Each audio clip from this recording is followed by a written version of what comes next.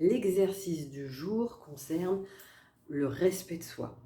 Forcément, après une relation toxique, tout ce qui est amour de soi, respect de soi, confiance en soi, on est en miettes. Donc, je vais vous partager plusieurs exercices comme j'ai déjà fait jusqu'ici.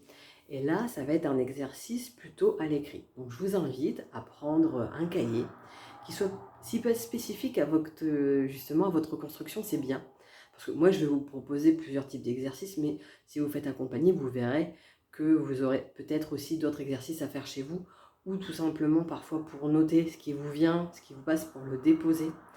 Donc c'est bien d'avoir ce cahier-là qui est spécifique à ça, de manière à pouvoir voir votre évolution au fur et à mesure du temps. Et donc dans ce cahier, c'est de le prendre régulièrement, de vous poser, de commencer par « je me respecte » car, et ensuite de noter pourquoi vous vous respectez. Aujourd'hui, je me respecte car j'ai quitté cette personne. Je me respecte quand je suis en paix avec moi-même. En fait, ça peut être des vagues concepts comme ça peut être des choses très précises. Donc, je vous conseille au départ de faire des choses très précises. C'est-à-dire que là, de dire je me respecte quand je me prépare des légumes à dîner. Je me respecte quand je vais coucher à telle heure le soir pour avoir une bonne nuit de sommeil. Je me respecte quand je coupe mon téléphone pour ne pas être interrompu. Ce n'est pas forcément des choses qui sont en lien avec la relation toxique. C'est des petites choses où régulièrement vous pouvez faire le point sur tout ce que vous faites dans votre vie qui vous permet de vous respecter. Parce que vous vous posez la question, déjà, vous allez pouvoir voir à certains moments, ah oui, là j'ai tes limites. Et donc, découvrir quelles sont vos limites pour pouvoir ensuite les affirmer et ainsi vous faire respecter. Vous allez, en vous posant la question, constater aussi déjà les choses que vous faites de bien envers vous-même, pour vous-même, qui vous aident à vous respecter. Et parce qu'il y a cette prise de conscience, ça peut changer le point de vue que vous avez sur vous à un moment ou à un autre, et dans tous les cas, vous aider à vous affirmer davantage avec le temps. Parce que oui, il y a des choses qu'on fait de bien pour nous, mais c'est souvent compliqué de le constater. Pour certains, c'est des choses qui sont tellement évidentes que ça n'a pas de valeur.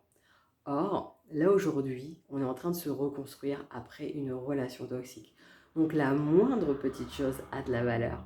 Et c'est super important de le constater pour pouvoir s'appuyer dessus le moment venu. Pour que d'autres moments où il y aura peut-être justement moins de respect envers ses besoins, envers les propos qu'on a pu tenir, envers ses envies, et bien que là, petit par petit, nous apprenions nous-mêmes à réajuster les choses. Parce que ce n'est pas l'extérieur qui va changer.